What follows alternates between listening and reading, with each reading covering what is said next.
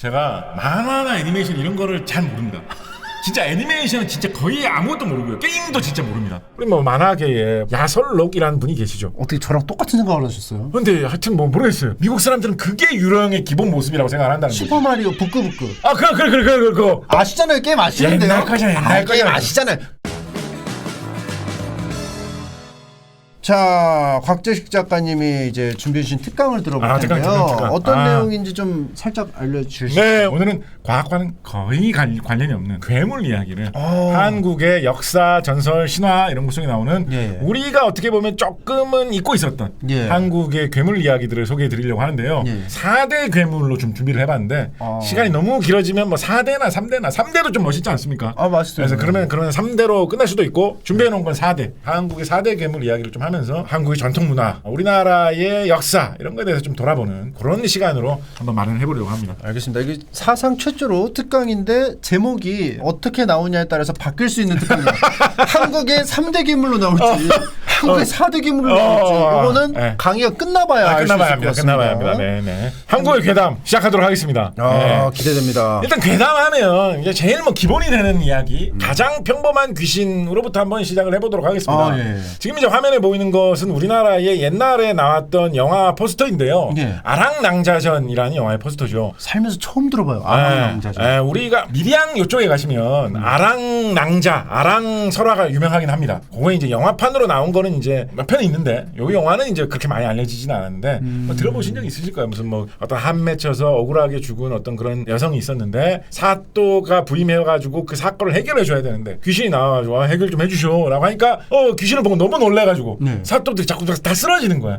사건 해결이 안 되고 막 그랬었는데 아주 용감한 간 큰 그런 사또가 부임을 해가지고 좀 해결해 주세요라고 하는데 난 무섭지 않아. 뭐야 얘기해봐. 라고 이제 이야기를 듣고 나서 사건을 풀이해 주니까 원한이 풀려서 뭐 이렇게 떠나갔다. 뭐 이런 이야기. 그게 아랑낭자전이구나. 디테일이 있습니다. 뭐 나비로 변신도 하고 뭐 이런 디테일이 있는데 아랑낭자, 아랑의 전설. 왜냐면 그 주인공 여성의 이름이 아랑이기 때문에 밀양 요쪽 경상남도 지역에서 이제 유명한 전설인데요. 이제 그거를 소재로 만든 영화죠. 근데 이제 뭐 이 영화의 내용보다도 여기서 표현되고 있는 저 귀신의 모습, 저게 우리가 한국에서 귀신이다라고 하면 누구나 제일 먼저 가장 쉽게 떠올리는 귀신 모습이죠. 그러네. 흰머리 긴 머리, 머리가 좀 길고 긴 머리, 흰 옷. 보통 흰 옷을 입고 있다고 생각해요, 그죠? 네. 그리고 여성을 떠올리는 경우가 많습니다. 맞아요. 누가 이렇게 하다가 야, 나 귀신 꿈 꿨어라고 하면 다들 이게 나타나는 꿈을 꿨다라고 생각을 하죠, 그죠? 근데 이제 던지는 의문은 이거죠. 도대체 이 모습이 대한민국에서 귀신의 기준이 된 거, 표준이 된 게 언제부터일까? 이게 어떻게 보면 과학적인 혹은 뭐 어떤 태생적인 이유가 있어가지고 이 모습이 귀신의 기준이 될 이유는 사실 없거든요. 생각을 해보면. 맞습니다. 예를 들어서 미국이나 뭐 캐나다 이런 데서 나온 만화 이런 거 아니면 뭐 영화 같은 것도 보시면 그 나라에서는 유령, 귀신 이런 게 나타나면 어떤 거를 기본 귀신 모습이라고 생각하냐면 무슨 허연 천 같은 거, 그냥 식탁보 같은 거에다가 눈 부분에 구멍 같은 거 2개 뚫려 있고 이런 게 펄럭펄럭 날아다니면서 움직이면 미국 사람들은 그게 유령의 기본 모습이라고 생각을 한다는 거죠. 슈퍼마리오 부끄부끄.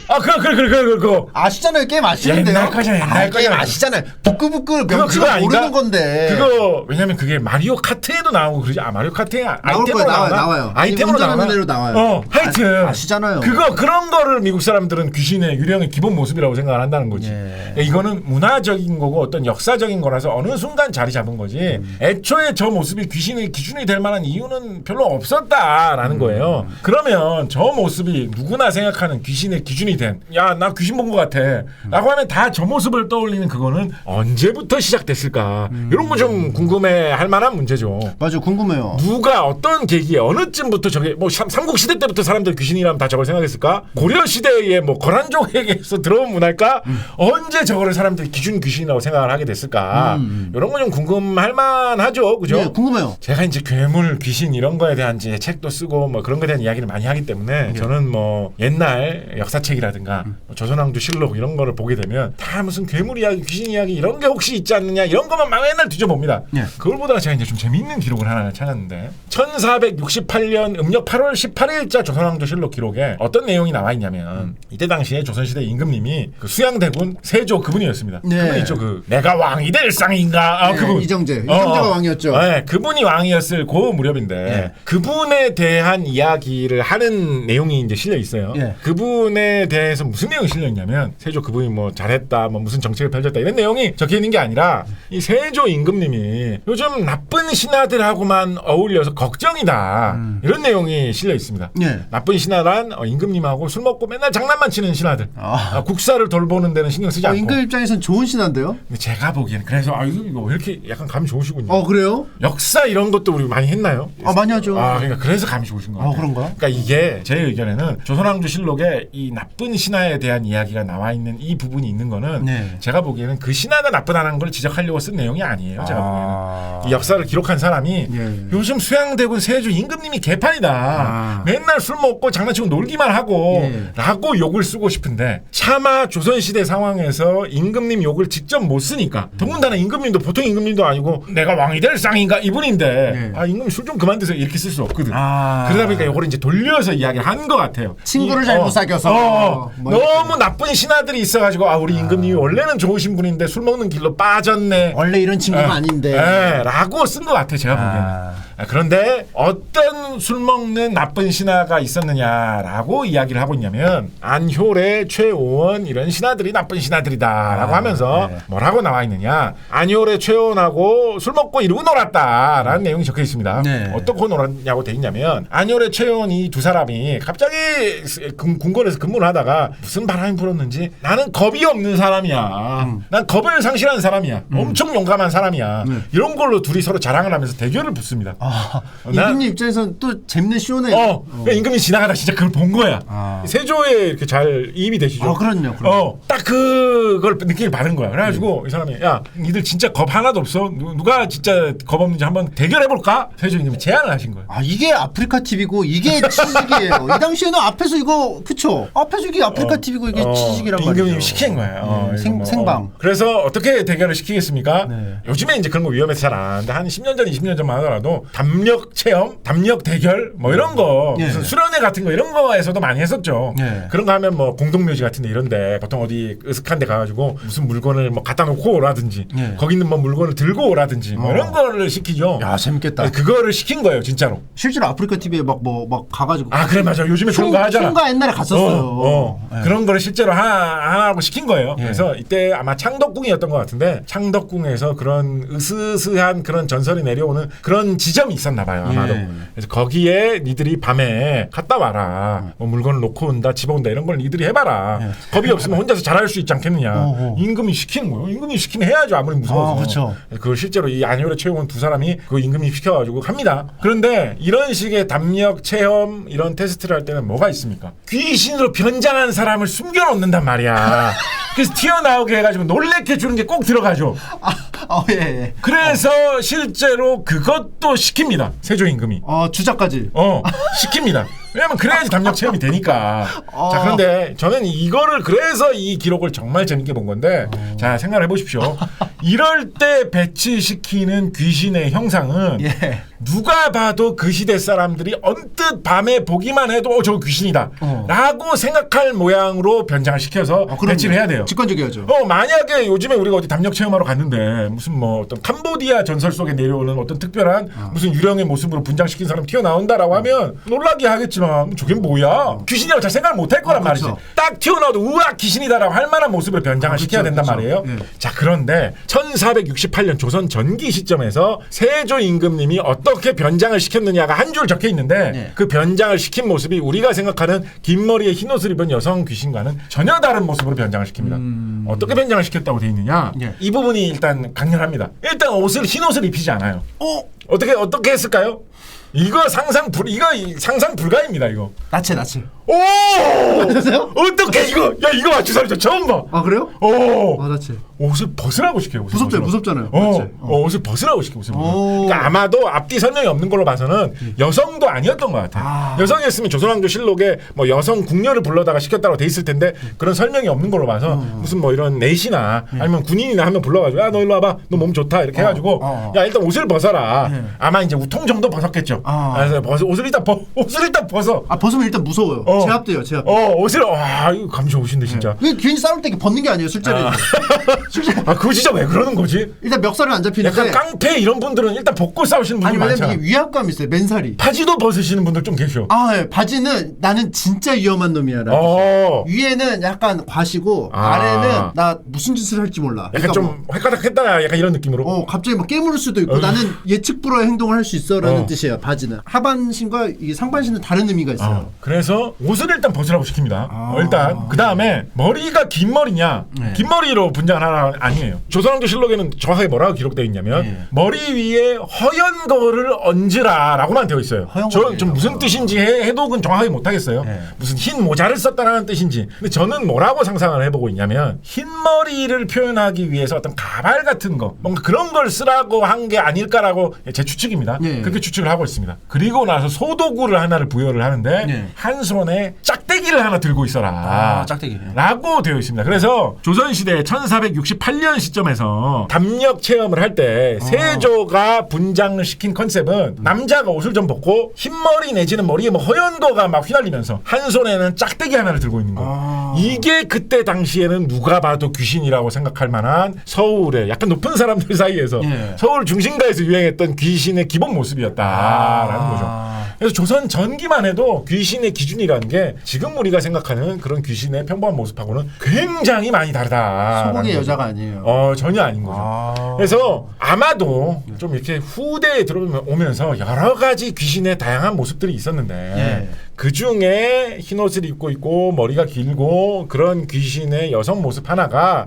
좀 사람들 사이에 꽂혔고, 특히 저는 거의 현대에 들어와가지고 뭐 영화, 만화, 동화책이나 잡지의 삽화 이런 게 발달을 하던 와중에 어디에서 한번 크게 쫙 히트를 하다 보니까 그런 영화나 이런 데서 한번 히트를 하면 아류작을 만들면서 똑같은 걸 막 엄청나게 쏟아내거든요. 요즘 뭐 우리나라에서도 뭐 어느 날 갑자기 뭐 무슨 뭐 트로트 경연 프로그램 한번 성공했다 그러면 모든 방송사에서 막 트로트 계속 틀어주잖아요. 그렇죠. 그런 느낌으로 경연도 그냥 한번 유행하면 경연 가고. 아마도 한번 20세기 중반 이때쯤에 저는 영화를 이렇게 좀 보는 편입니다.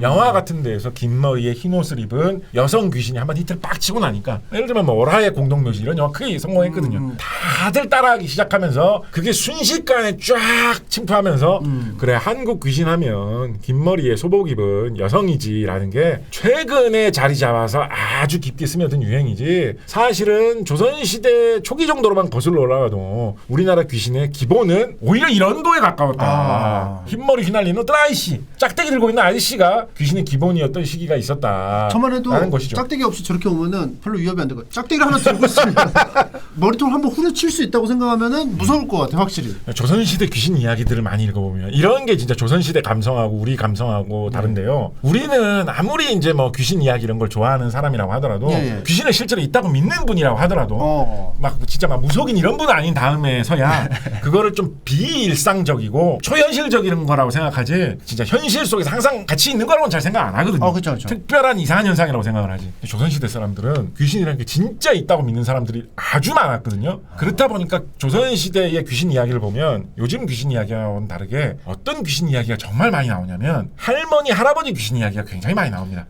사람이 세상을 떠나고 나면 자연히 귀신이 된다라는 식으로 다들 생각을 하다 보니까 제일 많이 접하는 게 뭐 할머니 돌아가셨다, 할아버지 돌아가셨다 이런 이야기를 하다 보니까 그래서 흰머리. 조선시대는 할머니, 할아버지 귀신 이야기가 굉장히 많습니다. 그런 게 좀 요즘 우리가 생각하는 거하고 좀 다른 특이한 점인데, 약간 뭐 교훈 비슷하게 제가 말씀드리고 싶은 포인트는 뭐냐, 우리나라 괴물 판타지가 뭐 이런 게 우리나라의 전통이다. 이게 우리나라의 뭐 전통 문화의 핵심이다. 이런 거에 고정관념처럼 너무 갇혀 있을 필요 없다.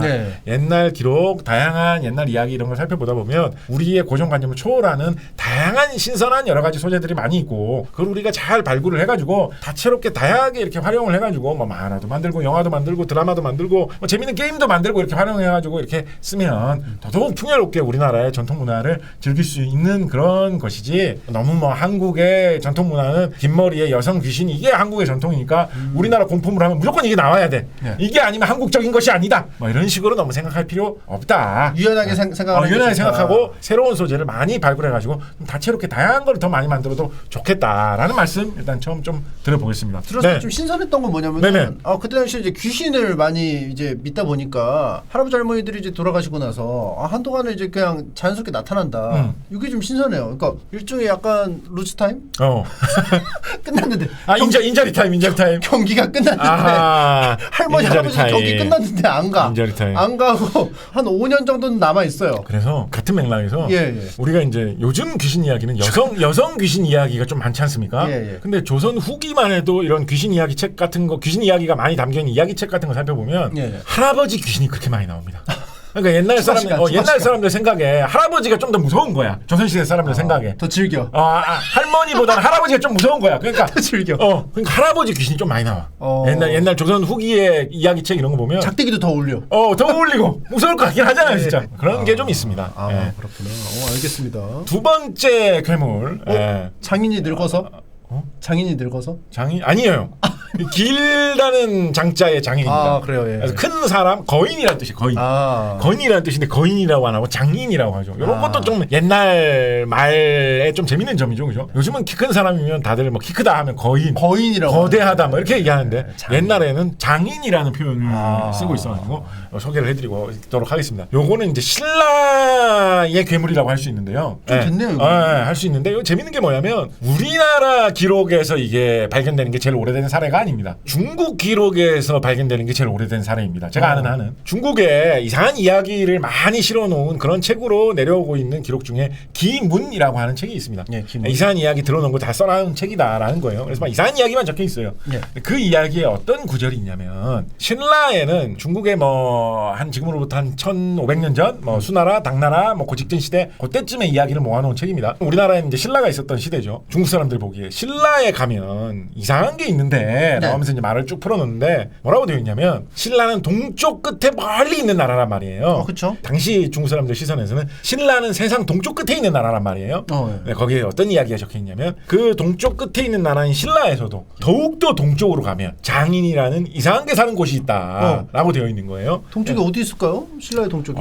수수께끼야. 근데 그 장인이라는 게 사는 나라가 있다라는 식으로 되어 있어가지고 그걸 장인국이라고 부르기도 합니다. 장인국에 사는 장인은 어떤 거라고 되어 있냐면 일단 기본적으로 거인이겠죠. 이 말뜻 자체가 큰 사람이라는 뜻이니까 크기는 대충 옛날에 미터법을 안 쓰던 시대라 가지고 크게 정확히 가늠할 수가 없어. 옛날에도 적용을 시키네요. 그러니까 아쉽다는 거지. 정확히 알 수. 근데 대충 뭐 3에서 5장 뭐 이런 식으로 얘기를 하고 있으니까 대충 뭐 사람 키의 한 3-4배 정도, 4-5배 정도 그 정도 되는 덩치인 것 같아요. 대충 한 건물 2-3층 높이 정도 오는 그런 정도 되는 덩치의 아주 거대한 거인 모습인데 그냥 사람 모습으로 등치만 확대되어 있는 게 아니라 온몸이 털로 뒤덮여 있다고 되어 있어요. 그리고 이빨이 톱니와 같고 손발톱이 아주 길게 갈고리처럼 나 있는 그런 모습으로 되어 있다. 저런 모습이네. 그리고 그게 사람이나 동물 같은 걸 잡아가지고 씹어먹는 무시무시한 것이다. 그런 게 장인국이라고 되어 있으니까 그게 한 마리만 있는 게 아니라 우글우글 살고 있는 그런 놈들의 나라가 있다. 그런 놈들의 대지가 있다. 자기 랜드가 있다. 이런 뜻으로 이제 기문의 전설처럼 이렇게 실려 있는 이야기인데 그러면서 무슨 이야기가 뒤이어지고 있냐면 마치 이게 어떤 진짜인 것처럼 복을 쓴 이야기인 것처럼 신라 사람들은 이게 신라 땅으로 건너오면 큰일이기 때문에 국경 지방에 철관을 건설을 해놓고 철로 만든 관문이라는 뜻인지 아니면 철처럼 튼튼한 관문이라는 뜻인지 모르겠어요. 철관을 건설해놓고 거기에 수많은 강력한 무기들을 배치해가지고 새뇌 이런 거 강력한 무기들을 배치해가지고 장인이 신라 땅으로 넘어오지 못하도록 지키고 있다. 이런 이상한 이야기를 써놨습니다. 신라에 와서 실제로 보고 썼을 리는 없겠죠. 아마 진짜 정말 저런 게 있었겠습니까? 근데 이런 이야기가 당나라에서는 파다하게 유행을 했나봐요. 중국 당나라에서는. 그래서 중국 당나라의 역사를 서술한 신당서라는 이게 정식 역사책입니다. 나라에서 편찬한 역사책이 거기에도 들어가 있어요. 거기에 이 내용이 실렸어요. 신라에 대해서 중요한 정보라는 것처럼. 근데 우리나라 사람들 옛날 고려시대, 조선시대 이럴 때는 중국의 역사를 공부하는 거를 굉장히 중요한 교양으로 생각하지 않았겠습니까? 그러니까 우리나라 사람들이 이거를 역수입해가지고 많이 본 거야. 중국 당나라의 역사를 내가 좀 공부를 해야 되겠다. 예. 보다 보니까 신라에 관한 파트가 있는 거야. 예. 그래서 신기하네요. 우리나라에 대한 파트도 있어라면서 보다 보니까 이런 얼토당토하는 이야기가 적혀 있는 거예요. 그래서 우리나라의 역사책인 삼국사기 이런 데도 이게 인용돼서 실렸습니다. 삼국사기 같은 데를 보면 이 이야기가 짧게 소개되어 있고 역수입된 거예요? 역수입돼가지고 짧게 소개되어 있고 이거는 믿지 마라. 우리가 이 땅에 살아봐서 알지 않느냐 이런 게 어딨냐라고 적혀 있는 식으로 인용되어 있어가지고 제법 널리 퍼져 있는 형태의 이야기입니다. 그런데 포인트는 뭐냐면 우리나라의 옛날 괴물 이야기 전설 기록 같은 걸 보다 보면 네. 의외로 이런 거인 이야기 같은 것들이 꽤나 많이 있습니다. 전형적인 패턴은 뭐냐? 이 장인 이야기 패턴하고 비슷해요. 바다 건너 먼 곳에 가면 거인들이 득실거리면서 살고 있는 나라가 있다. 거기서 엄청나게 무서워가지고 많이 고생을 했는데 내가 겨우 탈출했다. 이런 게 전형적인 패턴으로 고려시대면 고려시대, 조선시 전기면 전기, 조선 후기면 후기 시대별로 뭐 제가 아는 것만 해도 한 5가지 이상 우리나라에서 한때 굉장히 많이 유행해서 퍼져 있던 패턴의 이야기입니다. 흔히 나오는 게 막 이런 거 약간 좀 우아하게 약간 시적으로 표현된 걸로는 어떤 거 있냐면 조선시대 중기에 나온 지봉유설이라는 책에 보면 이런 패턴으로 나와 이런 식으로 약간 변주되어 갖고 나와 있는데 어떤 사람이 바다에서 배를 타고 가다가 풍랑을 만나가지고 어디로 가는지도 모른 채로 휩쓸려가지고 몇 날 며칠을 먼 곳으로 간 거예요. 거기 가니까 이상한 섬이 있는데 큰 집이 하나 있더라는 거예요. 예. 거기 가지고 누가 사람이 살고 있으면 내가 좀 도움을 청해 봐야 되겠다. 그 집에 들어갔는데 집에 사람이 아무도 없고 빈 집인 거야.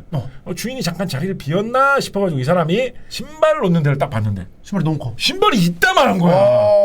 이 사람 너무 무서워가지고 큰일 났다 싶어가지고 바로 그 길로 도망쳐가지고 배를 타고 최대한 도망쳐서 겨우겨우 다시 조선으로 돌아와가지고 이야기를 전했다라는 식으로 직접 거인이 등장하지 않는 패턴도 약간 변주된 패턴도 있거든요. 이런 식의 이야기가 우리나라에 많이 있습니다. 그래서 왜 이렇게 많을까요? 굿 포인트인데 제가 안 그래도 왜냐면 제가 안 그래도 제가 그 이야기를 하려고 했거든요. 일단 제가 확률을 높게 평가하고 있는 가설이 하나가 있어요. 왜냐면 이 거인 이야기가 우리나라 말고 딴 나라에도 거인 이야기는 좀 유행하는 패턴의 이야기거든요. 서린 얘기도 있고. 중세의 유럽의 기사 무용담 이런 거 보다 보면 어디 먼 나라에 가지고 거인을 물리치고 공주를 구해왔다 이런 패턴의 이야기가 되게 많아요. 거인 이야기가 왜 이렇게 유행했을까? 나라를 막론하고 특히 조선시대 뭐 혹은 그 이전에 우리나라에서도 많이 유행했던 편이고 저는 뭐라고 생각을 하냐면 그럴싸한지 안 그럴싸한지 듣고 한번 평가해 주십시오. 저는 뭐라고 생각하냐면 일단은 어떤 사람이 표류를 당해가지고 먼 나라로 간 것까지는 저는 사실을 전하는 거의 가능성이 높다라고 봅니다. 특히 우리나라는 삼면이 바다로 둘러싸여 있으니까 뭐 어업도 발달했고 물고기 잡고 이렇게 하다가 풍랑 잘못 만나면 멀리 갈 수도 있겠죠. 그렇죠. 그렇게 해서 도착을 하면 어디에 도착을 하겠습니까? 장인국이 아니라 외국에 도착하겠죠. 그렇죠. 조선 중기에 이럴 때 보면 풍랑 잘못 만나가지고 필리핀까지 갔다가 돌아온 사람 이런 사람들 이야기 있습니다. 오키나와까지 갔다가 잘못해서 돌아온 사람, 베트남까지 갔다 돌아온 사람 이런 사람들 이야기 실제로 있습니다. 그렇죠. 잘못해서 풍랑을 만나면 필리핀 이런 데로 떠내려갈 수 있는 거예요. 이 사람이 필리핀에서 이러면서 깨어났겠죠. 조난을 당해가지고 풍랑을 만나가지고 그러면 그 필리핀 사람들 입장에서도 엄청 낯선 사람이 조선시대에 막 옷 입고 갓 쓰고 독포 쓴 이런 사람이 떠밀려 와가지고 이렇게 세변에 막 있는 거 아니에요. 그렇죠. 그러면 필리핀 사람들 입장에서도 보면 무서울 거 아니야. 뭐 생김새도 다르고 말도 안 통하고 옷차림도 이상한 배 모양도 다른 희한한 사람이 와가지고 떠밀려 와 있으면 좀 이상하고 겁날 거 아니에요. 그죠? 그러면 그런 외국에서도 누가 나와가지고 찔러보겠습니까? 그 동네에 무슨 뭐 밭일하는 뭐 아낙네가 와가지고 찔러보겠습니까? 깡패가 분명히 그 동네에 무슨 수비대장이라든지 군인이라든지 경찰이라든지 이런 사람이 와가지고 찔러볼 거란 말이지. 그 중에서도 제일 좀 강하고 용감한 사람. 그 사람 찔러가지고 뭐야 이러면서 필리핀에서 찔러보면 이 사람이 뭐 이러면서 깨어나 보면 완전 낯선 나라에 인종도 다르고 외모도 다르고 옷차림도 다르고 말도 안 통하는 희한한 사람이 있는데 그 사람이 세게 생겼고 무기도 좋고 등치도 큰 사람이 자기를 볼 거란 말이지. 그렇죠. 와 이거 내가 도대체 어느 나라에 왔나? 저게 사람인가 귀신인가 뭔가 겁을 완전 먹겠죠? 큰 사람이 있어. 그 사람 약간 좀 겁내면서 찔러볼 거 아니에요. 막 칼 들이대고 하면서 야 뭐야 사람이야 뭐야 이러면서 할 거 아니에요. 말도 안 통하고 하니까 그러다가 다시 한국에 조선으로 겨우겨우 살아서 돌아오면 요즘 같으면 그런 사람 만났을 때 이렇게 해갖고 막 같이 사진 찍어가지고 나 이상한 나라 왔음 막 아저씨하고 같이 사진 찍었음 이렇게 해갖고 사람들한테 보여주고 하겠지만 없죠. 옛날에 뭐 조선시대에 사진 찍어서 보여줄 수 없고 입에서 입으로 말로만 전파된단 말이지. 내가 그때 풍랑 만나가지고 진짜 이상한 나라에 갔는데 거기 가니까 등치도 진짜 좋고 통하고 말은 안 통하는데 막 수염도 많이 기른 이상한 사람이 있더라. 네. 와 진짜 완전 나 괴물의 나라에 갔다 온 게 아닐까? 소문 이렇게 내고 나면 입에서 입으로 퍼지면서 과장되지 않겠습니까? 곽씨 아이씨 풍랑 만나가지고 한 달 동안 실종됐다 겨우 돌아온 거 알지? 괴물 나라에 갔다 왔다더라. 그 나라에는 등치 크고 무서운 사람만 산다더라. 등치가 크면 얼마나 큰데? 몰라 뭐 한 2m 정도 되지 않을까? 좀 약간 좀 와전돼가지고 뭐 등치가 얼마나 크다고 몰라 한 20m쯤 된다던데? 점점 그런 식으로 이야기가 퍼져나가면서 전 세계 각지의 거인 이야기, 특히 삼면이 바다인 우리나라의 거인 이야기 이런 게 많이 생긴 게 아닐까 저는 추측을 해보고 있습니다. 일리가 있습니다. 여기서 제가 여러분들께 좀 전달해주고 드리고 싶은 좀 약간 그 포인트는 뭐냐면 아까하고 이어지는 이야기인데 우리나라의 어떤 판타지스러운 이야기, 괴물 이야기 이런 거를 한다고 하면 우리가 아무래도 한국에서 제일 가까운 시대는 조선시대 말기가 제일 가까운 시대잖아요. 그러니까 우리나라의 전통 문화, 우리나라의 옛날이라고 하면 조선시대 말기에 무슨 뭐 쇄국 정책을 펼치다가 외국하고 교류를 못해가지고 뭐 과학기술이 뒤떨어지고 이런 거를 되게 가깝다고 생각을 해. 그래서 한국의 이야기라면 뭐 배를 타고 모험을 하다가 이상한 나라에 가고 거기서 뭐 거인을 만나고 그런 건 약간 아라비안 나이트 감성이지. 생각을 닫아버리는 거. 한국 감성은 아니잖아 이렇게 좀 닫아버릴 수가 있는데 전 그럴 필요 없다라고 생각합니다. 우리나라에도 이런 신라 시대 때부터 장인 이야기가 중국에서도 신라의 어떤 메인 괴물 이야기로 유행을 했고 조선 시대에도 거인 이야기 이런 거 계속해서 나왔거든요. 그런 거 닫아버릴 필요 없이 우리가 재미있는 소재로 영화의 소재로 만화의 소재로 얼마든지 계속 활용을 할 수가 있다라는 것이고 말 나온 김에 조금 더 이상한 생각 하나만 더 해보자면 더 이상해요? 이건 더 이상합니까? 사실 이건 말은 안 되는데요. 저는 이건 뭐 비과학적이라고 생각을 하는데 신기한 게 뭐가 있냐면 영장류, 뭐 원숭이라든가 아니면 유인원이라고 하는 침팬지, 고릴라, 오랑우탄 이런 동물들 중에 등치가 좀 큰 것도 있고 작은 것도 있죠, 그죠? 그럼요. 뭐 근데 사람 정도면 등치가 좀 큰 편에 속합니다. 특히 키로 따지면 사람이 큰 편에 속해요. 몸무게로 따지면 고릴라가 큰 편에 속하죠, 그죠? 지금은 멸종된 동물 중에서 혹시 더 큰 거는 없었을까요? 그런 생각 한번 해볼 만하잖아요. 있을 수 있죠. 왜냐면 요즘에 파충류 동물이나 악어나 도마뱀 이런 것보다 공룡은 훨씬 더 컸다고 하잖아요. 그죠? 그러면 원숭이류의 혹은 뭐 영장류, 유인원류의 동물 중에도 과거에 혹시 더 큰 동물이 있었을 가능성은 없을까요? 있죠. 사자도 지금 멸종됐지만 더 큰 버전이 있었다고 그런 하잖아요. 그런 이야기 있으니까. 인간 큰 버전. 실제로 그래서 과학자들이 뭐 이거는 실제 사진 아니면 AI죠. 이거 딱 봐도 AI 느낌 나죠. 과학자들이 화석을 캐 보다 보니까 이상한 원숭이 뼈 형태의 영장류 화석을 발견됐는데 현재의 고릴라보다도 훨씬 더 큰 게 발견된 거예요. 그래서 그거를 기간토피테쿠스라는 이름으로 부르고 있습니다. 기간토피테쿠스. 기가니까 이게 크다는 뜻이죠. 기가바이트면 좀 용량 큰 느낌 아닙니까? 기가 큰 뜻이고 피테쿠스, 오스트랄로피테쿠스 남쪽에 오스트레일리아 남쪽에 있는 대륙이죠. 오스트랄로피테쿠스면 남쪽의 원숭이라는 뜻이라서 남쪽에서 발견된 원숭이 화석이라서 오스트랄로피테쿠스가 된 것이고 이것은 큰 숭이. 그렇지. 크기가 큰 원숭이라는 이름으로 기간토피테쿠스라는 이름이 붙었는데 기간토피테쿠스 오랑우탄하고 좀 닮은 느낌일 거로 추정을 하고 있거든요. 크기가 작게 보는 사람들은 한 2.5m 정도. 2.5m. 크게 보는 사람들은 3m 이상도 나오지 않았을까라고 보고 있습니다. 굉장히 컸겠죠. 자, 그런데 재밌는 점은 뭐냐? 기간토피테쿠스의 화석들이 어디서 많이 발견되고 있느냐? 아시아에서 많이 발견되고 있습니다. 아시아에서. 아프리카나 아메리카가 아니라 아시아에서 많이 발견되고 있어요. 그래서 여기서부터 이제 믿으시면 안 되는 비과학적인 이야기인데 뻥인데 이야기를 꾸며보자면 기간토피테쿠스들이 우리가 다 멸종된지 알았지만 한반도 근처의 어떤 섬 같은 곳에 일부 마지막 한 3-4마리 정도 신라시대까지만 해도 남아있었던 게 아닐까요? 조그만 마지막 최후의 몇 마리가. 저는 근데 일리가 있다고 생각하는데요. 일리 있으면 안 돼요. 이건 사실은 신라시대면 당나라 시대, 중국은 당나라 시대. 지금 관우의 묘사와 흡사해요. 그러니까 관우는 색이 한 털이라고 하기에는 수염 한 줄기 아닌가? 아하. 키가 2.5에서 3m가 관우의 털이 많거든요. 아하. 그러니까 그리고 괴력이 있고. 그래서 이런 부분이 있으면은 중국 삼국 시대에는 이미 있었으니까 그때는 당연히 있고 한 당나라 시기까지도 한 조금의 개체수가 남아있지 않아요. 그 말씀하신 거는 관우는 사람이 아니라 좀 다른 종족이다. 기간토피테쿠스. 아하. 요거 좀 중국 분들이 들으면 좀 싫어하시지 않을까요? 그래요? 괜찮아요. 저는 한국인이에요. 설이죠 설.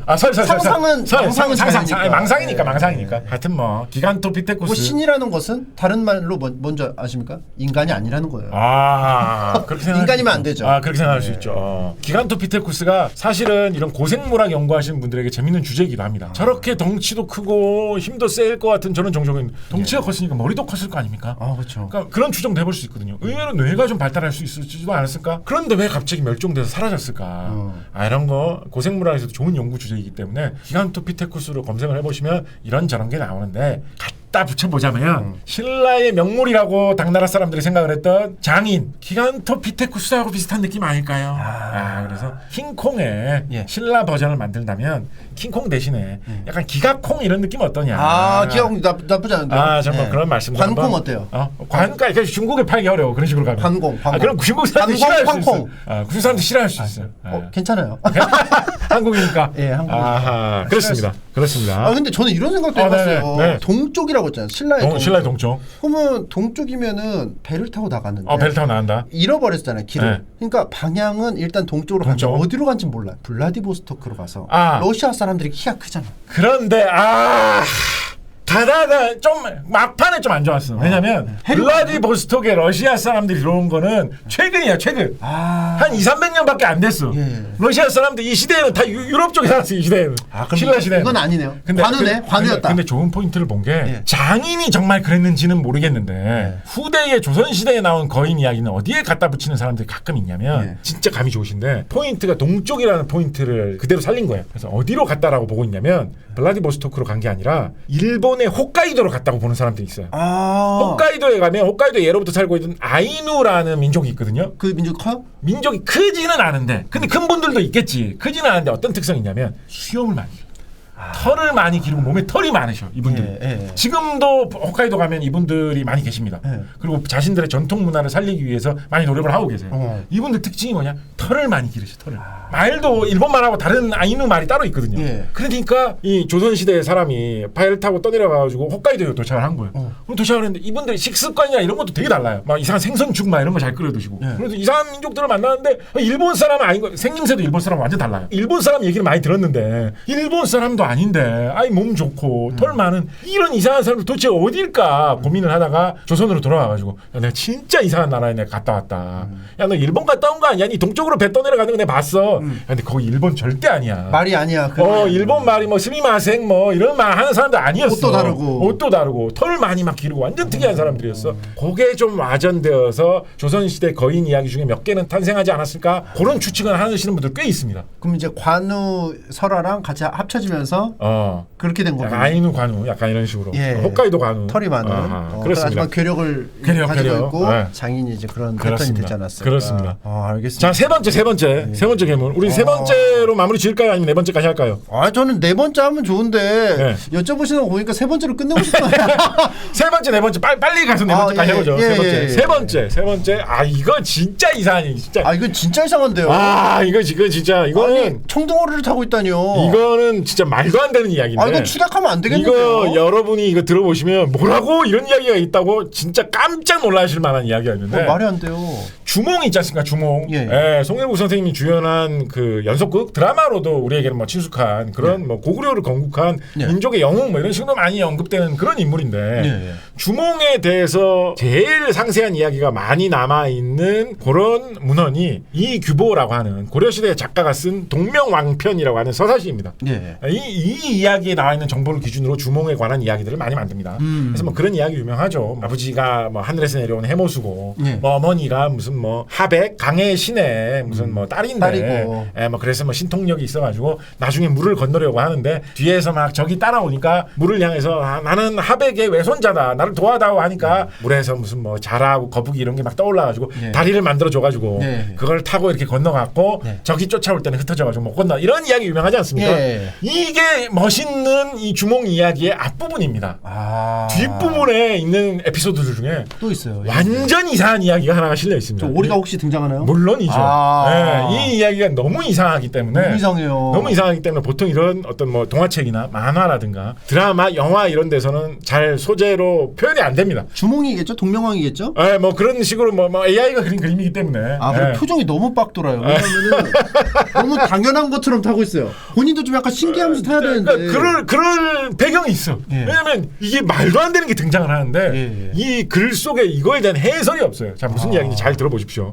이 이야기 이야기가 진짜 뻔히 저 동명한 편에 나와 있는데 너무 이상해가지고 극화가 안 됩니다. 잘 이거 보면 이런 이야기가 있었다고 놀라시는 분들 많은데 그 주몽이 그렇게 건너가가지고 보통 나라를 세우면서 이야기가 끝나죠. 맞아요. 이제 우리나라를 고구려라고 하자 이러면서 끝나죠, 그죠? 그거에서 이야기가 바로 끝나지 않습니다. 내가 고구려라는 나라 세웠다, 내가 왕이다라고 하면 주변에 있는 사람들이 왕으로 막 모시겠습니까? 지금 뭐야? 자기가 와가지고 갑자기 네가 왕이다라고 하면 왕이냐? 시비 터는 다른 세력들이 많이 있었겠죠. 그렇죠. 그 중에서 시비를 크게 털었던 사람이 송양이라고 하는 사람이 있었다라고 되어 있습니다. 송양이 말하자면 동명왕이 주몽이 처음 고구려를 세웠을 때 라이벌이었던 사람이었던 거예요. 그러니까 박힌 돌이지 어떻게 보면. 원래 내가 비류국이라는 나라를 세웠다라고 되어 있습니다. 비류국이라는 나라를 내가 조그맣게 나름대로 운영을 해가지고 이 근처에서 내가 왕을 하고 있는데 네가 갑자기 강 건너 와가지고 이제부터 고구려다라고 하면 네를 내가 어떻게 인정해줘. 충돌이 많이 생겼다는 그 이야기가 펼쳐지고 있는데 둘이 막 뭐 이상한 이야기 많이 활 쏘는 대결도 하고 막 이래요. 그래서 주몽이 활을 더 잘 쏴가지고 송양이 좀 찌그러졌다 뭐 이런 이야기도 있고 막 한데 제일 결정적으로 나오는 이야기가 뭐냐면 주몽이 어떻게 해서 이 송양을 물리쳤느냐라고 하면서 무슨 진짜 희한한 이야기가 적혀 있냐면 기원전 36년에 있었던 이야기로 그 전후에 있었던 이야기로 기록되어 있습니다. 기원전 36년이면 대략 한 뭐 지금으로부터 한 뭐 2050년 전 뭐 이런 정도 전에 옛날이죠. 2050년 60년 전의 이야기죠. 아마도 강가인 것 같아요. 왜냐하면 그 뒤에 해원이라는 지명이 등장을 하는데 원은 동산이라는 뜻이고 해는 이 개 꽃게라는 뜻이거든요. 그러니까 꽃게가 있는 동산이라는 지명이 나오는 걸로 봐서 강가인 것 같아요. 강가. 강가를 다니다가 괴라는 거를 잡았다라고 되어 있습니다. 괴. 괴가 뭘까요? 괴는 사실은 그렇게 특이한 건 아니에요. 괴는 사슴이라는 뜻의 한자 단어인데 사슴은 우리가 사슴뿔로 만드는 이 한약 뭐라고 합니까? 녹용이라고 하잖아요. 사슴은 보통 한자로 녹자를 많이 쓰거든요. 한자 저거 요 위에는 위에가 녹자, 위에가 녹자. 그러니까 사슴류의 동물인데 평범한 사슴이면 그냥 녹이라고 했겠죠, 그죠? 근데 평범한 사슴이 아닌 희한한 사슴인 거예요. 괴라는 거. 도대체 뭘 잡았길래 괴라고 불렀는지에 대해서는 잘 모릅니다. 자, 그런데 조금 재밌게 생각을 해보자면 저 괴를 번역하는 말 중에 고라니로 번역을 하시는 분들이 있습니다. 우리나라의 뭐 한국 고전 종합 DB 이런 데서 검색을 해보시면 저 말을 고라니로 번역을 해 놓은 게 보여요. 그럼 맞아요? 사실 알 수 없죠. 뭐 주몽한테 우리가 물어본 적이 없으니까.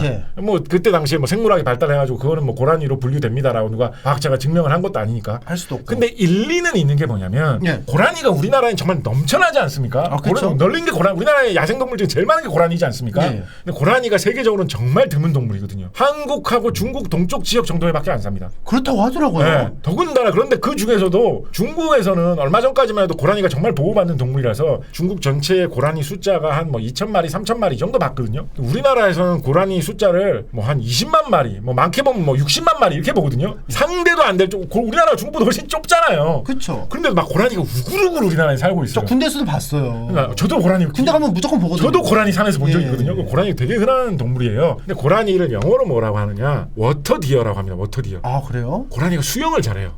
물 근처에서 많이 살고. 그러면 이거를 괴라는 이 수수께끼 짐승을 고라니로 번역하는 게 약간은 합리적일 듯한 느낌도 조금은 있죠. 물가에서 잡은 좀 특이한 사슴이니까 사슴 종류의 동물이니까 아 이건 고라니라고 생각을 했는데 고라니를 한자로 뭐라고 써? 한글 없던 시대니까 괴라고 씁시다 라고 해서 그렇게 기록에 남은 걸 수 있겠죠, 그죠? 그렇죠. 근데 그 뒤에 이 고라니를 잡아서 뭐 어떻게 하는지 아십니까? 고라니라고 칩시다. 고라니인지 아닌지 정확하게 몰라요. 고라니라고 칩시다. 그게 좀 재밌는 느낌이니까 흰 고라니였다고 돼 있어. 약간 좀 소중하고 좀 기이한 느낌이죠. 알비노. 흰 고라니. 원래 이제 뱀도 백사 흰색이면 좀 호랑이도 백호면 좀 성스럽게 신비롭게 치고 이런 느낌 있지 않습니까? 흰색이면 그렇죠. 그래서 흰색 고라니가 완전 신기하다고 다들 웅성웅성 술렁술렁한 거예요, 주변에서. 이 흰색 고라니를 잡아가지고 주몽이 어떻게 했을까요? 곱게 뭐 이렇게 뭐 기도하고 이러지 않아요. 어떻게 했을까요? 고라니를 잡아가지고 일단 빨대로 꽂지 않아요? 목에. 아니 그렇게 안 해요. 그래요? 그렇게만 해도 우리의 상식 선상에 있는 거지. 우리의 상식을 완전히 초월합니다. 현대인의 사고방식으로는 생각을 못해요. 뭘까요? 친구? 벼슬? 벼슬과 그나마 좀 비슷한데 곱게 벼슬을 줬다라고 되어 있지 않고 고문을 합니다. 갑자기요? 매달았다고 돼 있어요. 높은 데도 매달았겠지. 왜 매달았어? 고문을 하면서 왜 매달았느냐? 이게 이제 진짜 현대인으로서는 상상도 할 수 없는 고대인의 사고 방식인데 이게 진짜 현대인이 상상할 수 있는 거. 흰색 고라니가 이건 진짜 영물이다. 이거는 신령스러운 고라니다. 근데 매달 이게 현대인이 상상할 수 있는 사고 방식. 고대인 2000년 전 사람들의 사고 방식은 거기서 어떻게 이어지느냐? 얘가 영물이니까 얘를 고문을 해가지고 협박을 하면 신비로운 일을 할 수가 있겠지. 라고 생각을 해가지고 고라니를 매달아 놓고 협박을 하면서 뭐라고 하느냐, 네가 신비의 고라니니까 날씨를 바꾸는 마법을 부려봐라 라고 해가지고 네 능력을 증명해봐라. 홍수를 일으키라고 엄청난 폭우를 퍼부어달라고 고라니한테 부탁이라기보다는 뭐라죠, 협박이죠. 동명왕이 최종 그 결제를 해준 거잖아요. 그렇죠. 내용을 보면 동명왕이 거의 직접 고문을 한 것처럼 적혀 있습니다. 오래 해요.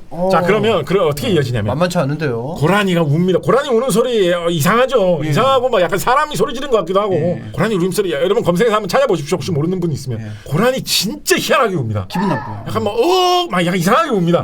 사람 소리 같아요. 그것도 좀 고라니 느낌이야. 굉장히 슬프게 울어가지고 그 소리가 하늘에까지 닿아서 실제로 그런 하늘이 신통한 그런 걸 해줬다라고 되어 있어요. 그래서 폭우가 몰아닥칩니다. 폭우가 몰아닥쳐가지고 이 고구려 일대의 그 송양의 그 동네가 홍수로 다 휩싸이게 됩니다. 여기까지 뭐 그럴듯하죠. 여기까지 뭐 사실 좀 힘겨운 고라니 고문하는 고비를 넘어오긴 했지만 그래도 좀 그럴듯하잖아. 이 다음부터 정말 말도 안 되는 이야기가 이어지는데 정말 해설 한마디 없이 그냥 쓱쓱 그냥 뭐 이러고치라고 하면 쓱 넘어가는데 뭐라고 적혀있냐면 이런 나라에 대혼란이 생기니까 송양의 비류국이 홍수로 우리나라 망한다, 막 난민 생기고 막 난리 났을 거 아닙니까? 이재민 생기고 막 사람들 물에 다 떠내려가고 이렇게 되지 않았겠습니까? 그런데 이때 주몽이 말을 타고, 압은 오리란 뜻이고요, 마는 말이란 뜻입니다. 오리 말을 타고 송양 나라에 있는 사람들을 구조를 해줘가지고 민심이 주몽 쪽으로 훅 다 넘어와서 송양은 망하고, 송양이 주몽 선생님, 주몽 형님이 진짜 진정한 임금입니다. 전 찌그러져 있을게요 라고 해서 일대를 주몽이 평정하게 되었다. 지가 수해를 일으키고 지가 구해주고. 그러니까 그런 이야기로 연결되거든요. 그때는 정보가 없었으니까 주몽이 이렇게 했다고 생각을 못했겠지. 그렇지만 하여튼 앞말을 타고 오리 말이라는 걸 타고 주몽이 돌아다니면서 사람을 구조해주면서 구호 활동을 하니까 민심이 넘어와가지고 주몽이 일대에서 진정한 임금으로 숭배를 받았다라고 넘어가는데, 얘는 갑자기 튀어나온 거예요. 이 앞마 오리 말이라는 건 뭔지 해설이 설명이 한마디도 없어요.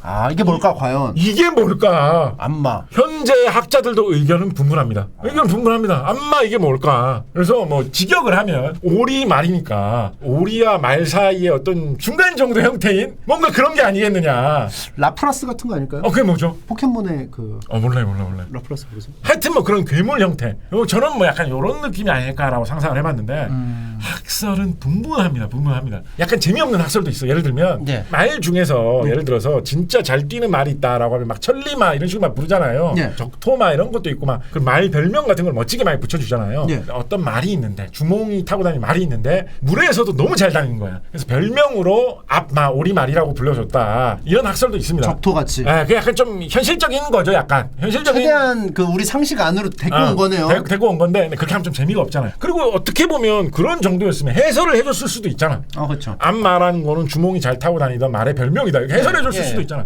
그런 해설이 일체 없어. 그래서 이게 뭔지에 대해서 막 의견이 분분해요. 막 고구려에서 전통적으로 내려오던 어떤 뭐 신비의 숭배 대상이다. 뭐 이런 표현도 있고, 제가 재미있게 들었던 의견으로는 어떤 게 있냐면 김길식이라고 하는 삼국시대 유물 연구하시는 학자분께서 제시한 학설인데요. 우리나라의 삼국시대 혹은 그 이전의 옛날 토기들을 보다 보면 유물 중에 주둥이거 저렇게 오리 모양 비슷하게 생긴 저런 그릇이 많이 발견됩니다. 꾸악스.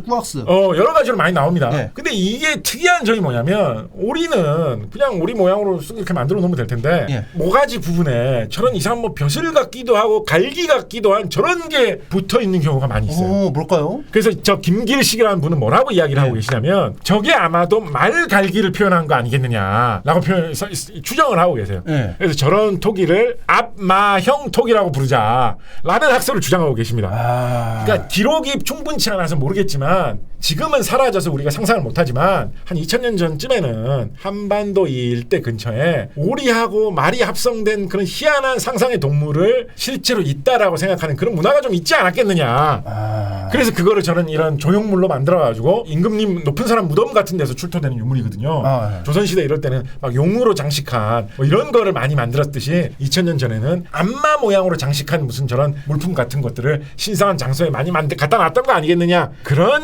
학설을 주장하고 계신 분도 있고요. 근데 이거 일리가 있는 게요, 우리가 용이나 뭐 기린이나 뭐 상상이 있잖아요. 이때 당시에 말은 빠른 거 타고 다니는데 물에 헤엄 잘 치는 건 오리 해서 이거를 합쳐서 수륙양룡. 수륙양룡. 완전 환상에 탈 것. 그래서 안마라는 걸 생각해서 당연히 주몽은 대단한 사람이니까 안마라는 환상의 동물을 탔을 것이라 해서 집어넣고 이것도 톡이나 이런 데서 실제로 있었다면은 뭐 뼈 같은 게 발견됐을 텐데 없으니까 아마 상상이긴 하겠지만 그런 식의 합성이 되지 않았을 거라는 생각은. 그렇듯 조선시대 전설을 보면 주몽이 옥기린을 타고 다녔다는 전설이 있거든요. 그러니까 이제 기린도 사실 좀 신기하잖아요, 그죠? 옥기린. 근데 거기서 한술 더 떠가지고 저런 안마 말과 오리가 합성된 신비의 생물을 타고 다녔다. 뭐 그런 생각 해볼 수도 있죠. 그래서 여러 가지 학설만 분부한 신비로운 또 고라니로 추정될 수도 있는 사슴이 등장하는 아주 이상한 이야기가 이게 내용이 뭐 약간 좀 교훈적이지도 않고 너무 좀 황당하고 이래가지고 뒷맛도 좀 안 좋아요. 이게 드라마 같은데 잘 안 나옵니다. 고라니는 어떻게 됐는지도 몰라요 지금. 만화 같은데 뒷전이에요. 만화 같은데도 잘 안 나오고 하는데 이런 이야기 아주 명백하게 기록에 아주 떡하니 나와 있는 것은 사실이다. 쭉 짜진 다음에 어떻게 된지도 안 나오고. 불쌍해. 그러니까 이게 보통 이렇게 되면 이런 얘기는 보통 이러고 이 일종 패망하거든요. 왜냐하면 상서롭지 못한 동물을 괴롭히니까. 근데 고구려는 그 후로 거의 한 700년간 역사가 계속 이어져서 대대손손 번성하기 때문에 그러니까 뭔가 좀 교훈적이기도 않고 약간 뒷맛만 좀 약간 씁쓸한. 근데 이제 약간 좀 과도한 이야기인데 저는 좀 어떤 상상을 해본 적이 있냐면 주몽 이야기에서 보면 자기가 핏줄이 외가 쪽으로 강물의 신하고 연결되어 있는 약간 뭐 그런 게 좀 있지 않습니까? 외할아버지가 하백이니까. 그래서 그런 강물의 신, 물의 신 약간 요런 계통으로 자기의 어떤 족벌 이런 걸 좀 갖다 대려고 했던 게 아닌가.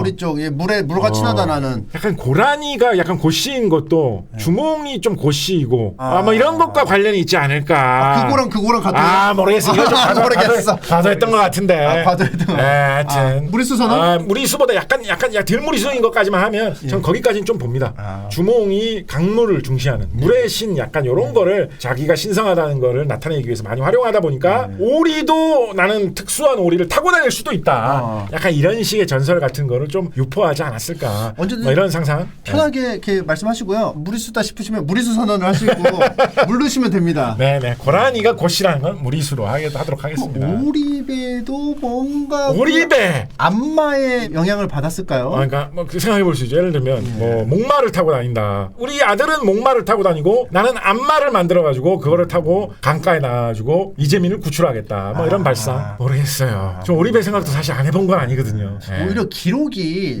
타이트하게 짧게 써 있으니까 상상할 여지가 너무 많네요. 상상할 여지가 많이 생겨요. 그렇습니다. 자 마지막 4대 괴물 이야기의 마지막 부분. 요거는 우리가 신라의 장인 고구려의 안마했죠. 그래서 빠뜨릴 수가 없어가지고 백제의 괴물 이야기로 마지막을 장식해 보도록 하겠습니다. 행색에 보니까 누가 키우는 건데. 귀엽게 생겼죠. 키우는 거 뭐 입혀놨잖아요. 옷을. 귀엽게 생겼죠. 야생이 아닌데요? 삼국사기에 나오는 이야기입니다. 삼국사기. 저건 제가 지어낸 그림이고요. 들어보십시오. 삼국사기에 서기 660년 음력 6월 기록해 보면 이때가 언제냐면 백제가 신라의 공격을 받아가지고 망할 때입니다. 근데 망하기 직전에 어떤 일이 있었느냐라고 해서 막 별의별 나라에 온갖 이상한 무슨 뭐 나쁜 징조가 막 다 있었다는 이야기 쭉쭉 막 적혀 있습니다. 강물이 핏빛으로 변했다. 뭐 이런 이야기. 그런 이야기 막 나와 있어요. 옛날 사람들이 보기엔 이런 거지. 와 우리나라의 땅 자체가 지금 이제 죽었구나. 망조가 들었구나. 그래서 땅 자체가 죽어서 피를 흘리고 있구나. 우리 끝장났구나. 뭐 혹은 뭐 그런 거 이야기 있어요. 바닷가에 엄청나게 큰 거인의 시체가 떠밀려 내려왔다. 관우. 그때 관우인가? 당나라 때니까 그럴 수도 있겠다. 당나라 때하고 과거 시대하고 많이 떨어져 있긴 합니다만 황콩. 우리 약간 그쪽으로 좀 밀고 있으니까 그것도 이제 요즘 보기에는 야 이게 무슨 생물이야 기간토피테쿠스야 이러면서 막 조사를 하겠지만 옛날 백제 사람들 시각에서는 거인의 시체가 거인이라는 건 일단 신령스러운 거 대단한 거거든요. 바다에서 떠밀려왔다. 바다에서 우리를 지켜주던 어떤 수호신 같은 거인이 있었는데 이제 죽어서 시체가 되어서 떠밀려왔구나. 이제 바다 건너 당나라에서 백제를 침공해주면 아무 수호신도 우리를 막아줄 게 없겠네. 막 이런 어떤 공포의 느낌이 만한 그런 흉흉한 소문들이 있었다라는 게 계속 이어집니다. 황당한 얘기도 막 나와요. 막 폭우가 많이 내려가지고 무슨 뭐 배가 산으로 들어왔다 막 이런 이야기도 막 있고요. 희한한 이야기도 막 계속 막 있는데 그 와중에 어떤 말이 적혀 있냐면 이런 말이 적혀 있습니다. 들사슴 같이 생긴 개 한 마리가 이거 이상하죠? 개면 개고 사슴이면 사슴인데 들사슴 같이 생긴 개라는 건 뭘까요? 그리고 들사슴이라는 말이 한자로 들 야자에다가 사슴 록자를 쓰거든요. 야록이라고 돼 있습니다. 우리 뭐 뭐 만화계에 아주 예전에 활동하시던 분 중에 지금도 좀 사업하시고 계신 것 같던데 야설록이라는 분이 계시죠. 어떻게 저랑 똑같은 생각을 하셨어요? 근데 하여튼 뭐 모르겠어요. 이 글에는 야록이라고 하면 돼 있습니다. 설자는 없어요. 야록이라고 되어 있는데 그 번역하자면 들사슴 아닙니까? 들사슴이 뭔지 저는 모르겠어요. 일반 사슴이면 그냥 록이라고 하면 될 텐데 그쵸. 왜 들사슴이라고 했을까요? 뭐 산사슴이 있고 들사슴이 있나? 강사슴이 있고 들사슴이 있나? 뭐지? 그리고 뭐 사슴을 뭐 키웠을 것 같지 않은데 희한하죠? 야생 사슴 왜 들사슴을 말했을까요? 네, 들사슴이라고 되어 있습니다. 들사슴 같이 생긴 개 한 마리가 예. 사슴에 좀 더 가까운 거였을까? 개에 좀 더 가까운 거였을까? 약간 의문스럽기는 한데 저는 그래도 개에 좀 가까운 동물이었을 거라고 추정을 합니다. 개가 마무리니까. 왜냐하면 그렇기도 하거니와 뒤에 뭐라고 되어 있냐면 서쪽으로부터 나타나가지고 사비하 언덕입니다. 사비하는 강물이죠. 예. 그 강물 옆에 언덕에 왔다라고 되어 있어요. 예. 그리고 거기에서 왕궁 쪽을 향해서 백제의 궁궐 쪽을 향해서 짖었다라고 되어 있어요. 예. 짖었다라는 거는 좀 개 느낌이지 않습니까? 예. 사슴이 짖었다라고 하면 좀 이상하잖아요. 운다고 그러죠. 보통. 네, 그래서 저는 사슴보다는 개에 좀 가까운데 뭔가가 하여튼 사슴 그중에서 들사슴하고 뭔가 비슷했던 거지. 그런 이상한 생물이 나타나가지고 짖었다라고 되어 있는데 그러고 나서 그게 끝난 게 아니라 짖고 났더니 갑자기 어딘가로 쓱 사라졌다고 되어 있어요. 행방이 묘연했다라고 되어 있습니다. 갑자기 순간이동하시 사라졌다는 것도 좀 뭔가 신령스럽죠. 예. 근데 그 다음에 더욱더 이상한 이야기가 이어져 있는 부분이 뭐냐면 그 개인지 뭔지 사슴인지 모를 이상한 이 생물 이게 한번 이렇게 짖고 나니까 도성에 있는 길바닥에 있는 모든 다른 개들이 다 모여가지고 같이 짖었다라는 거예요. 명견 실버처럼. 뭔가 뭐 하여튼 뭐 어떤 개들의 대장이라도 되는 것처럼 네. 이렇게 한번 짖고 나니까 온 수도에 도시에 있는 모든 개들이 다 같이 짖었다라는 거예요. 그리고 그러고 나서 그 다음에 귀신이 하나가 나타나가지고 백제가 망한다 라면서 울부짖은 다음에 땅 속으로 꺼져서 사라졌다라는 이런 이상한 이야기가 삼국사 역사 기록에 버젓이 기록이 되어 있다라는 거죠. 해망측하죠. 이게 도대체 정체가 뭘까요? 이 들사슴 같은 개라는 이 이상한 신비의 동물. 일단 요거는 모르겠는데 이제 일단 모든 개가 노상에서 짖었다면은 몽둥이 찜질을 좀 받았어요. 뭘까요? 이게 약간 요즘에 좀 문제될 수 있는 발언 아닙니까? 그 당시니까요. 요즘 뭐 개 지금은 안 되죠, 당연히. 요즘에 개 식용 뭐 이런 것도 이제 폐지되고 있는 것 같은데. 지금은 강아지나 고양이가 이제 진짜 가족이에요, 진짜. 그렇죠. 지금은 이제 장례식도 하고 막 뭣도 하고 뭐 식단도 조절하고 뭐 관리사도 있고 막 하는데 그때 당시에는 경권이 높지 않았어요. 삼국시대니까 백제 때니까. 추측해볼 수 있는 건 이런 거죠. 이 들사슴 같이 생긴 이 개라는 게 말하자면 약간 백제의 종말을 고하는 이런 역할을 한 이상한 신비스러운 동물 아닙니까?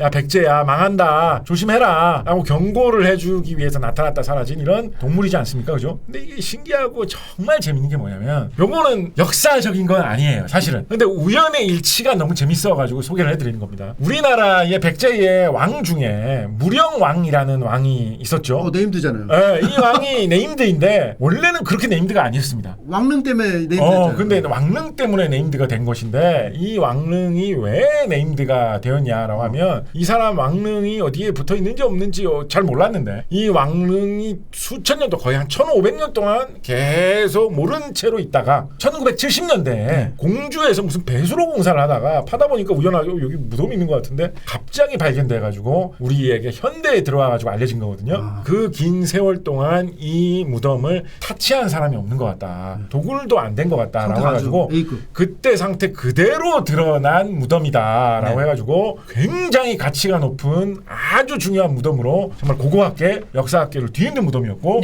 그렇게 해서 무덤을 이렇게 파보니까 안에 여기는 무령왕임 이렇게 써놓은 것도 다 발견이 된 거예요. 그래가지고 정말 가치가 큰 무덤이기 때문에 공주에서 뭐 가장 좋은 뭐 잘 알려진 유적으로 유명해져서 이제 네임드가 된 것인데 이게 신기한 게 뭐냐면 무령왕을 사람들이 파보지 않았겠습니까? 처음으로 파본 거잖아요. 1500년이나 지나가지고 언박싱 언박싱 파봤는데 파면서 입구를 딱 여니까 입구에 마치 문지기처럼 입구 제일 앞쪽에 요렇게 생긴 게 딱 있었던 거야. 요 모양이 들사슴개 너무 비슷한 느낌 아닙니까? 약간 돼지처럼 생겼다라고 하는 사람도 있는데요. 하여튼 사슴풀 같은 것도 하나 달려있고 그죠? 정말 묘한 모양이죠. 이게 입구에서 이거 신기하지. 1500년 동안 입구에 딱 놓은 대로 그 자리에 있다가 딱 발견이 된 거예요. 그때 당시 이거 발견한 고고학자들이 깜짝 놀랐어요. 왜냐하면 저런 모양의 물체가 우리나라 왕릉에서 발견된 게 저때 저게 처음이었어요. 그래서 그때 당시 우리나라 고고학자는 저걸 발견하고 나서 저게 뭔지도 몰랐어요. 저게 뭘까? 저런 게 뭔지도 몰랐어요. 그런데 나중에 발견을 한 다음에 연구를 해보다 보니까 비슷한 시기에 중국에서 왕릉급의 그런 큰 무덤 앞에다가 저런 식으로 왕릉을 지켜주는 신비의 동물을 빚어가지고 마스코트처럼 만들어서 왕릉 입구에 세워놓는 그런 문화가 중국에 있었다라는 걸 이제 알게 된 거예요. 그래서 중국에서는 저거를 진묘수라고 하거든요. 무덤을 지켜주는 어떤 짐승이다라고 해가지고 그래서 우리나라에서도 저거를 진묘수라고도 가끔 부릅니다. 그렇지만 우리나라에서는 저게 처음으로 발견된 거고 제가 알기로 다른 곳에서 발견된 사례가 거의 없는 걸로 알고 있어요. 백제의 무령왕릉에서만 발견된 아주 희한한 것인데 1500년 동안 저런 게 있는지도 모르다가 1970년대 고고학자들 찾아내가지고 저런 걸 찾아낸 거예요. 근데 이게 희한하게 삼국사기 기록에 나오는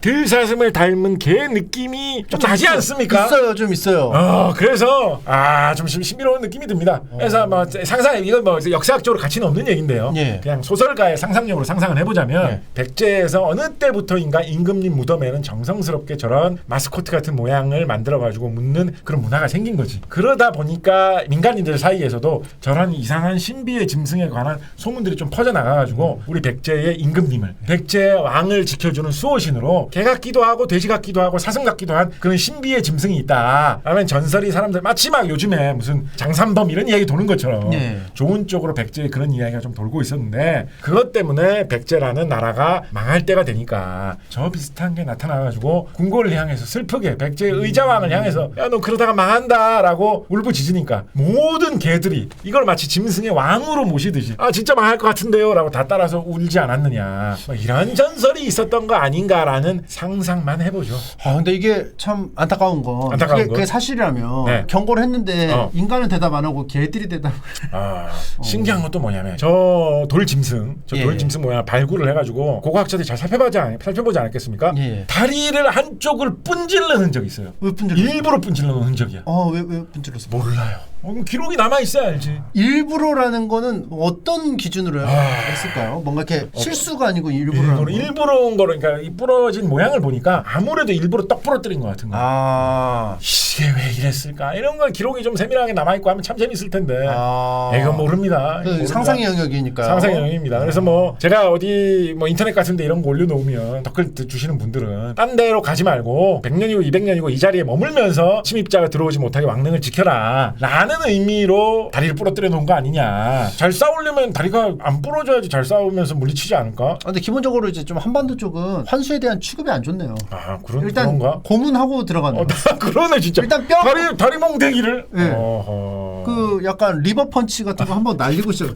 다리를 부러뜨리고 뭐 매달고 막 이런 걸 하네요. 그렇습니다. 그래서 뭐 무령왕릉 발견 이후에는 이게 어떻게 보면 좀 귀엽게 생기지 않았습니까, 그죠? 중국의 진묘수들은 이것보다 좀 정교하게 만든 버전들이 좀 많이 있는데 저렇게 귀엽게 안 만들어져 있습니다. 진묘수라고 하면 중국 진묘수 이렇게 한번 검색해 보십시오. 같은 시대 중국에 만든 거는 조금 더 세밀하게 만든 경향이 있는데 귀엽게 안 만들고 약간 무섭게 많이 만들어놨어요. 그러니까 지키라는 그 의미를 좀 살리려고 그랬는데. 쌀벌하게. 근데 우리는 백제의 진묘수는 누가 봐도 귀엽게 만들어놨단 말이에요. 약간 애완 느낌이에요. 그래서 이거 어떤 감성으로 이렇게 만든 건지. 그래서 무령왕릉이 공주에 있지 않습니까? 공주에서는 저거 가끔 가다 무슨 마스코트 같은 걸로도 많이 활용하고요. 요거 뭐 이렇게 기념품 같은 걸로 공주 국립박물관 이런 데서 판매도 하고 좀 그런 식으로 퍼져 있는데 약간 백제의 수호신 들사슴 같은 개 한번 신비롭게 등장해가지고 한번 울부짖어주면 모든 개들이 그 뒤를 따르는 어떤 개들의 어떤 대장 모든 개의 신 뭐 그런 식으로 좀 이야기를 만들어봐도 재밌지 않을까. 중국의 진묘수랑은 약간 포켓몬 보시면 아시겠지만 이제 진화 단계가 아닐까요? 진화하기 전하고 진화한 후. 이게 진화한 전이다 후다. 이게 초기. 스타팅. 진화하면 좀 무섭게 된다. 뚜꾸리. 하하. 뚜꾸리는 또 뭐지요? 제가 잘 모르거든요. 잘 아셨잖아요. 야설록 아시잖아요. 그래서 야설록 옛날 거니까요. 그때 이제 제가 만화를 좀 봤는데 결론 이겁니다. 아까 말씀드렸던 한국의 괴물, 판타지 뭐 이런 거 고정관념이 너무 같이 필요 없다. 한국 귀신 하나만 있는 거 아니다. 그거를 표현해야지만 한국의 전통적인 혼이 사는 이야기가 되는 게 아니다. 다양한 여러 가지 소재들이 신선하게 상상외로 많으니까 자유롭게 탐색을 하면서 많이 한번 다채롭게 한번 즐겨보자.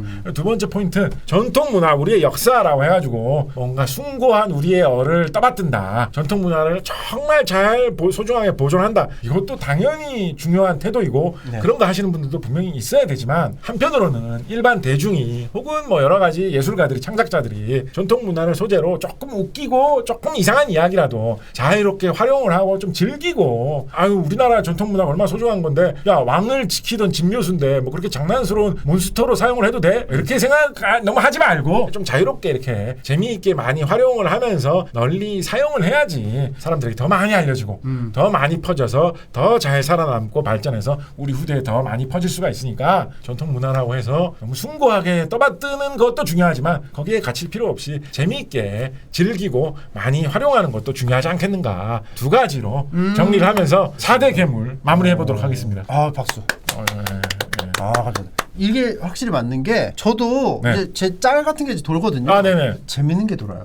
일단 재밌어야지 사람들이 쓰고 그렇습니다. 자연스럽게 퍼지는 거지. 그렇습니다. 이게 우리 거니까 우리 거에게 좀 써주세요 한다고 해서 되는 건 아니라는 그렇습니다. 거. 결국 그렇습니다. 이제 대중들의 선택을 받으려면은 요거가 굉장히 재밌는 내용으로 이제 돼야 되는데 그 부분은 굉장히 이제 가볍게 뭔가 결합이 됐을 때 그게 효과가 좋을 거라는 거는 저도 좀 약간 공감을 하는 부분. 그렇습니다. 즐거운 강연이었고요. 우리나라 그 요괴나 뭐 괴물이라고 하면은 이제 대표적인 그 괴물이라기보다는 네네. 잘 모르는 괴물들이 좀 많았던 것 같아요. 그렇죠. 네. 일부러 좀 그런 거를 알 법도 하고 알면 좋을 것 같은데 많이 소개가 안 된 거. 힙한 거. 잘 모르는 주몽 거. 이야기 대부분 다 많이들 알고 있지만 그게 안마로 이어진다고 아. 상상하기 어려운 약간 네. 이런 것들 위주로 4개 선정해가지고 한번 설명을 드려보았습니다. 알겠습니다. 오늘 너무 그 인터뷰부터 특강까지 너무 재밌었고요. 재방문 너무 해주셨으면 좋겠다고 뭐 말씀을 해주시는데 네네. 저도 너무 오늘 즐거웠고요. 네네. 오늘 첫 출연이신데 네. 좀 소감 한 말씀. 소감. 와, 어느새 제가 이런 곳에도 다 오게 되었군요. 진짜. 한국 뭐라고 해? 최고의 어떤 스트리머. 최고의 유튜버, 최초의 뭐 지지직커 이런 말도 쓰나요? 지지직 키스트라고 하나요? 뭐 하여튼 뭐 스트리머. 최고의 지지직 스트리머. 여기까지 오게 되어서 너무나 영광이었고요. 워낙에 좀 재미있는 걸로 전평이 나 있지 않습니까? 제가 그 재미에 과연 맞출 수 있을까? 오늘 너무 즐거웠어요. 걱정을 많이 했는데 나름대로 뭐 하여튼 미천을 다 털어서 열심히 노력을 해보았습니다. 진짜 무슨 뭐 요게 약간 백과 같이 오늘 4개 알아봤는데 막 다음에 막 좀 약간 막 열선, 막 10선, 12선 뭐 이렇게 좀 관련 없더라도 신기한 요게 동서양 뭐 가리지 않고 뭐 그렇게 보는 것도 재밌을 것 같아요. 한국 괴물백과를 서점에서 인터넷 서점에서 검색을 해보시면 지금 다 매진이 된 걸로 나와가지고 안 나옵니다. 왜 그러냐면 요거의 개정판을 지금 제가 만들었어요. 지금 이제 나왔나요? 지금 예약 판매예요. 예약 판매. 개정판이 곧 나옵니다. 곧. 이 곧이라는 게 한 뭐 다음 주? 2주 말?